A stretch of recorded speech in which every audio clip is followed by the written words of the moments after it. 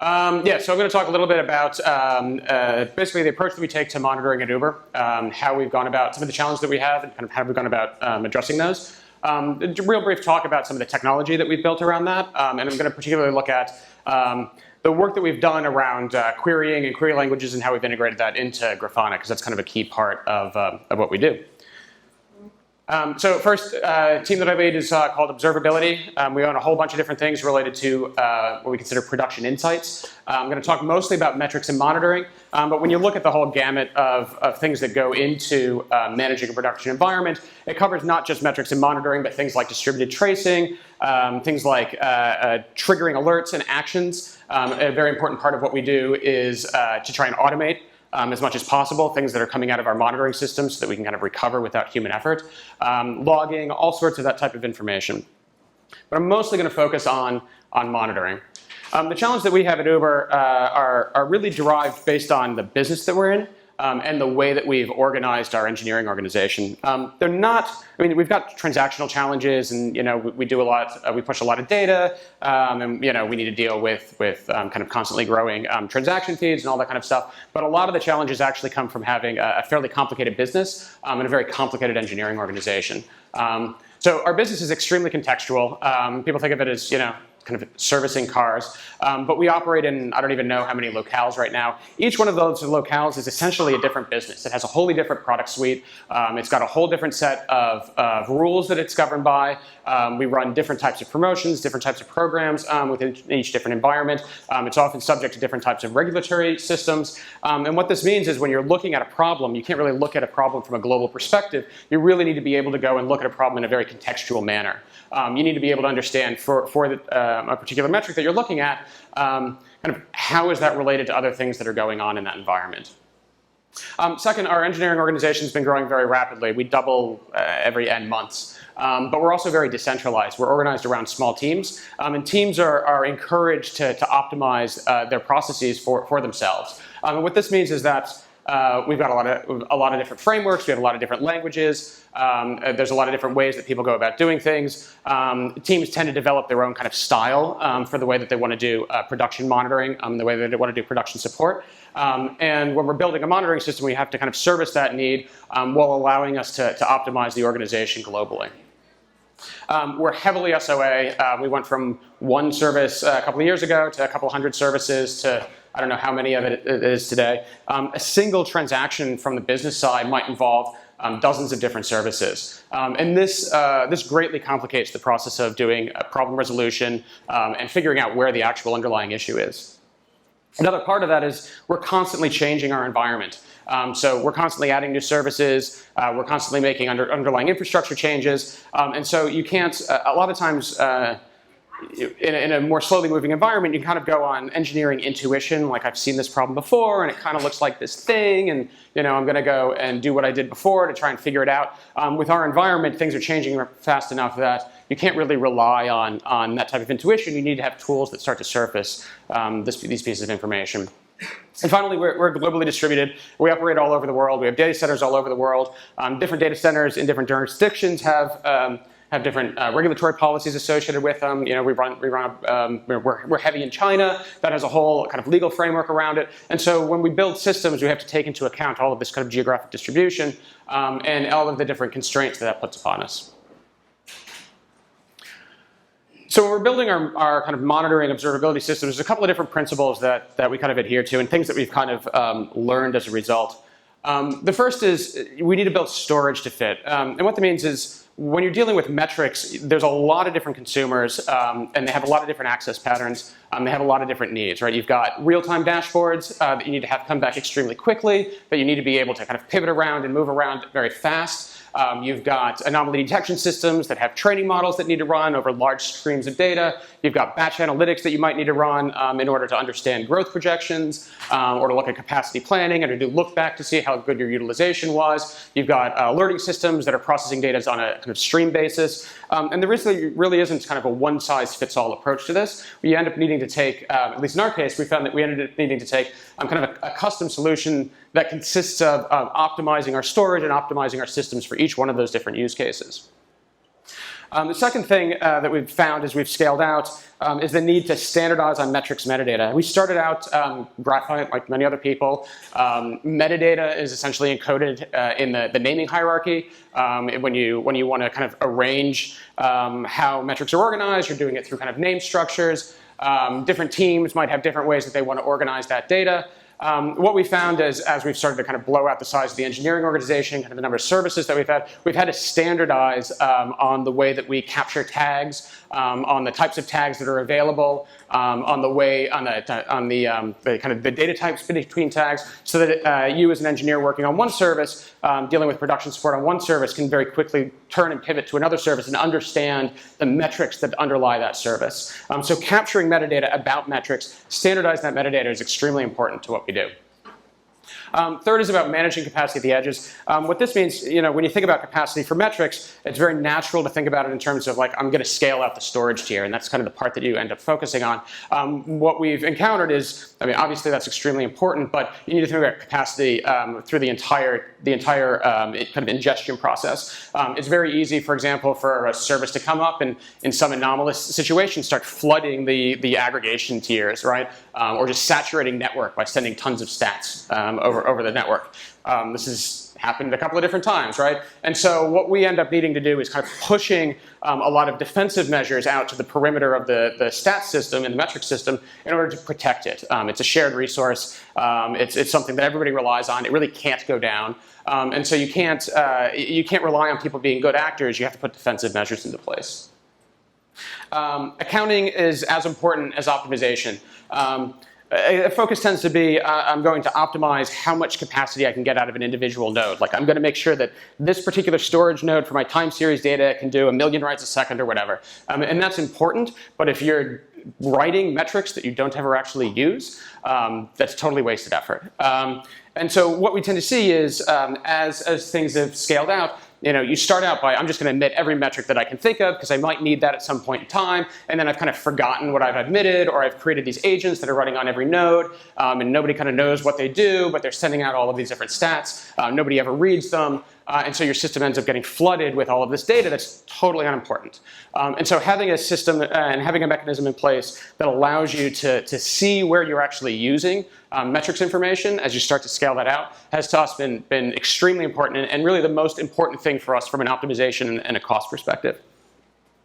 And finally, designing for outliers. The way that we tend to approach alerting and the way that we tend to approach kind of the interruption process is to do alerting on trends, right? So you're looking kind of at what you expect a value to be based upon a previous trend, or if you're lucky, maybe there's somebody that's building kind of a predictive model for that. Once you've been alerted and you see that there's a problem, what you want your kind of user experience to be driven around when people come into dashboards is to be able to find out where outliers are within that kind of area, right? So you want to understand, hey, is there something related to a build that's gone out? Can I find out what builds might possibly be having the highest latency? Are there particular nodes that are a problem? So you want to build a user experience from a dashboarding perspective that allows you to kind of pivot around these different dimensions and find the outliers that are there.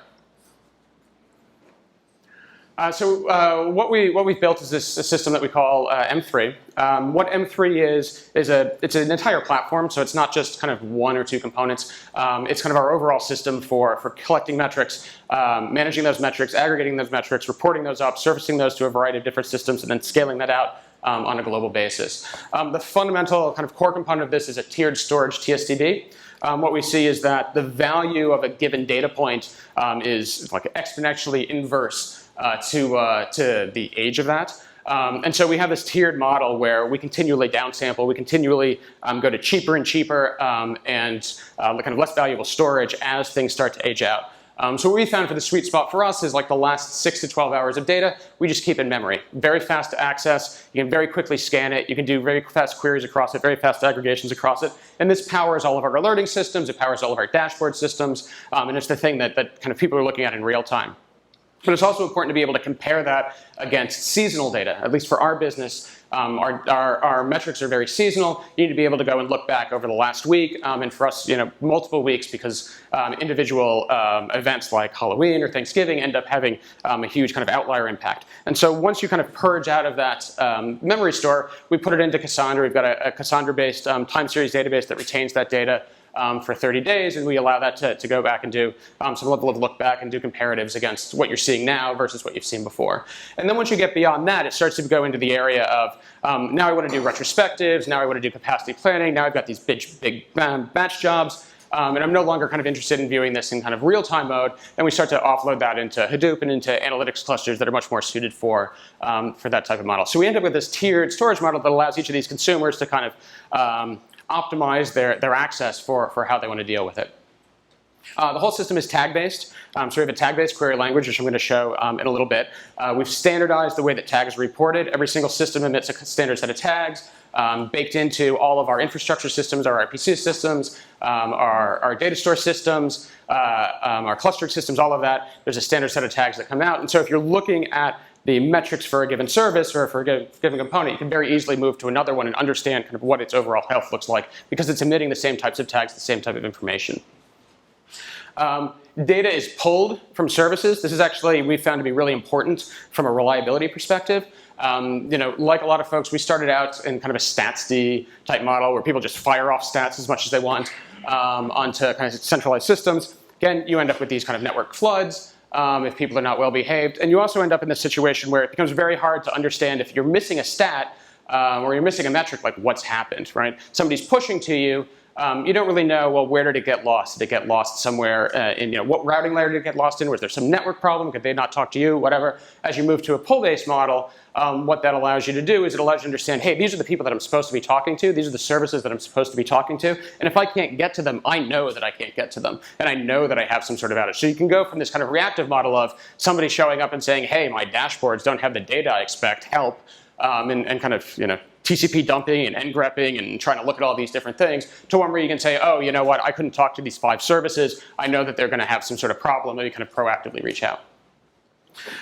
System has built-in cost accounting. So every write and every read, we track that back to the service that emitted it. We can start to compute ratios. So that you go back and say, hey, you're consuming this much disk space, but you're only reading from this much disk space. So let's optimize that. And a lot of that is intended to just surface this information to consumers. What we found is that people are very, they kind of think of metrics as a free resource until you tell them it's not. So it's very easy to just kind of keep shoving information into here. But if you come back and say, well, you know what, you're only reading 0.5% of the data that you're writing in here, they tend to be much more conscious about it. And just kind of surfacing that information is enough to start cutting down on the waste that's there. And of course, it's, the system's multi-DC aware. So, we selectively replicate data. As we do aggregations, those things flow across data centers. We can do queries across data centers so that you can build kind of a global view of what your system looks like. So I'm going to chat a little bit and kind of go into one of the things that's kind of the user-facing side of this, which is something that we call M3QL. So the system that we put into place started out 100% graphite compatible. So if you were working with graphite, a lot of folks already have dashboards that look like that. They could just layer on top of it. But we wanted to build something that was much more kind of expressive. And M3QL is kind of the way that we went about that. So what M3QL is our tag-based query language that allows you to very quickly find metrics based upon tags and based upon tag information, but then also to group, sort, and kind of select that information as well. And again, this is all about kind of outlier detection. I want to see the top 5 something, right? I want to see the top 5 bad performing nodes. I want to see the top 5 services that are hitting me with requests. Another goal here for M3QL was to allow it to be composable. So often we see very common patterns of metrics or very common patterns of expressions that you care about that you want to kind of nest together. So it's very often in our case that we have a similar pattern that we want to apply to every city that we operate in. Or that we want to be able to have some sort of subset of that expression be something that you can layer on into an individual city. So having something that is composable was important to us. Minimal, easy to learn, parallelizable, tooling friendly. These are all kind of user experience aspects of what we wanted to build so that as people are using this, it wasn't something that had a huge learning curve. You can come in very quickly. We can make it very efficient by being able to fetch time series all at the same time. And we could use things like Grafana to tool around it. So we considered a bunch of different options in building this out. We considered augmenting the graphite syntax. That becomes very complicated very quickly. The nested pattern, the nested function pattern for graphite is very powerful. But when you start to add these kind of overlaying concepts like I've got these tags that I want to flow through an entire expression, or I've got some way that I want to kind of subgroup different things and I want that to be consistent, it starts to get really messy.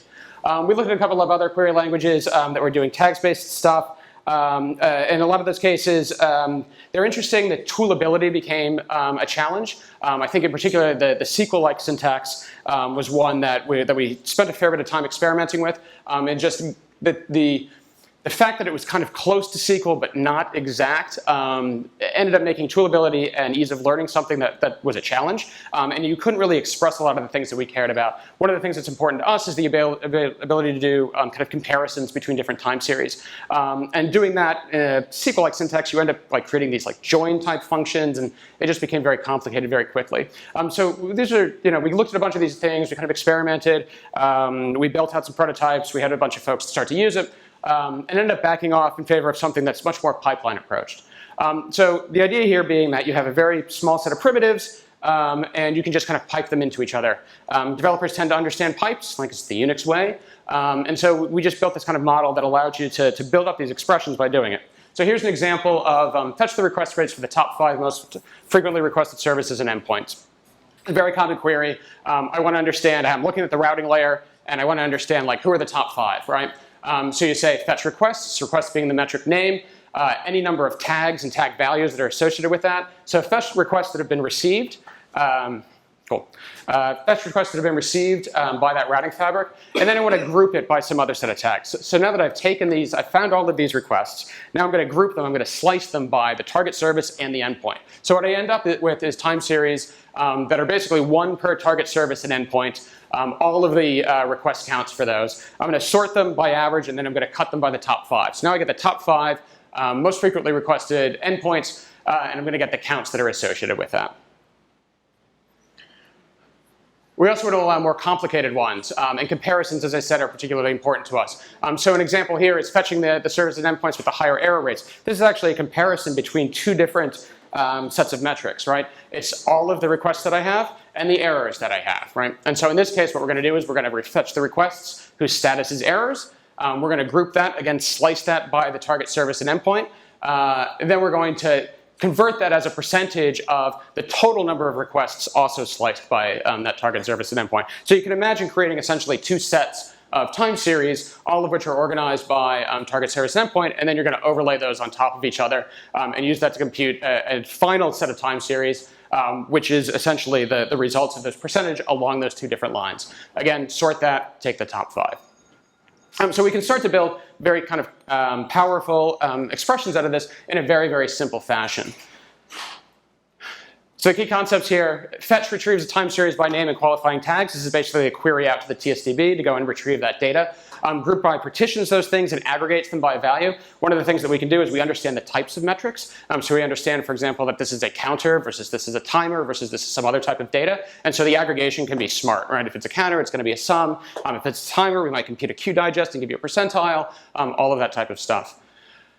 Pipelines can be processed in parallel. So if you see that previous example here, we can fetch those 2 things concurrently and then join them back together at runtime, when they're both available. And we can do that in a way that allows us to parallelize along individual lines. So as we group by target service and endpoint, as that data kind of comes back, we can start to feed all of that together at runtime.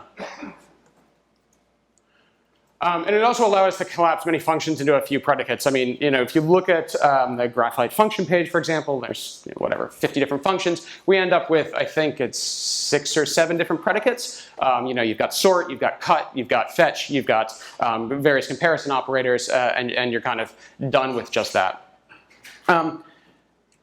So again, one of the key things is toolability. So very quickly we were able to take this language and embed it into Grafana 2 as a new data source. I think this probably took maybe a week or 2. I don't think it was that long. It was very easy to just plug this in. And so, you end up with kind of a query builder that allows you to build those things out. This, of course, does autocomplete and all the other stuff where it goes back to the original data sources and figures out what tags and kind of its contextuality around those tags. And then essentially allows you to run it. So it was very easy to kind of embed this stuff into the existing tooling that we had, which was pretty important for us because it allowed people to go from to go from their existing kind of Graphite dashboards. We were going to overlay tags on top of their existing kind of Graphite naming hierarchy, and then move forward with this much more tag-based and rich approach. Yeah. So that's kind of a high-level overview of a bunch of the stuff that we've done and kind of some of the problems that we have. And that's about it. Cool. Thanks, folks. Yeah. We got a couple of minutes left, so if anybody has questions, I'm perfectly happy to answer them. Would you explain a bit more about the backend service technology, about HBase or Cassandra, InfluxDB?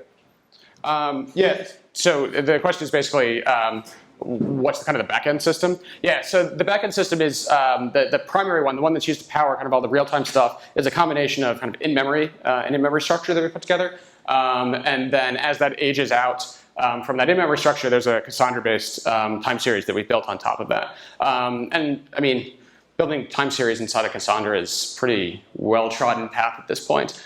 There's certainly a lot of things that you need to do to kind of get that to perform, particularly on the read side.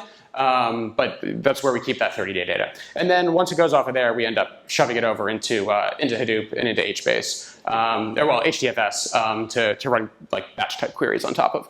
Thank you. Mm-hmm. Yeah, is this something that would ever be worth open sourcing? Yeah, so there's a couple of different parts to that. A lot of what's there ends up being kind of tied into, because it's not just like a storage engine or it's not just kind of a query engine, a lot of it ends up being tied into kind of the operation systems that exist. That said, in particular, the query side is something that we've taken effort to allow you to kind of plug in, both the query side and the storage side, we've taken effort to allow those to be somewhat separable. And so that, you know, as there's a kind of well-defined interface to your database, you could run these queries on top of and so on. So I anticipate that we'll probably do that sometime in the future. But you know, right now our focus has always been on like operating the business. But in general, I mean, Uber's, we're trying to be very aggressive about our open source. You can see here Hyperbon. Hyperbon is kind of our routing mesh that does all of our service discovery and service routing and so on. All of that's open source. And so we're really trying to push a lot of this stuff into open source. These types of systems tend to be a little bit more complicated to open source, but we definitely want to get there. And we want to do it in a way that's not just like throw it over the wall and, you know, have fun, but like here's something you can actually run, you know. Which of your user communities have like the best edge cases or like the most interesting metrics that they're asking for? Are you showing these to like business users and having them start to like? Yeah, yeah. So the question is, which of our users have kind of the most interesting metrics? So we don't tend to do business consumers. We have a whole business analytics, business intelligence, et cetera team that's focused on that. And the business users tend to have people that are custom supporting the way they're building queries because it's such an essential part of our business. We tend to focus just on the operational type metrics. The most interesting folks, the folks that run our RPC and kind of service discovery systems have very complicated data sets. The folks that run our dispatch, which is our core routing systems, have probably the most complicated data models because they're the ones that are dealing with all of the differences in different markets and all of the differences in different kind of products that we offer and the complexities of surge and all of that kind of stuff. So they tend to be the most demanding and are also the kind of the core part of our business. So they're the ones that we try to make happy. Cool. I think I'm out of time. Great. Okay. Well, thank you, folks. Appreciate it.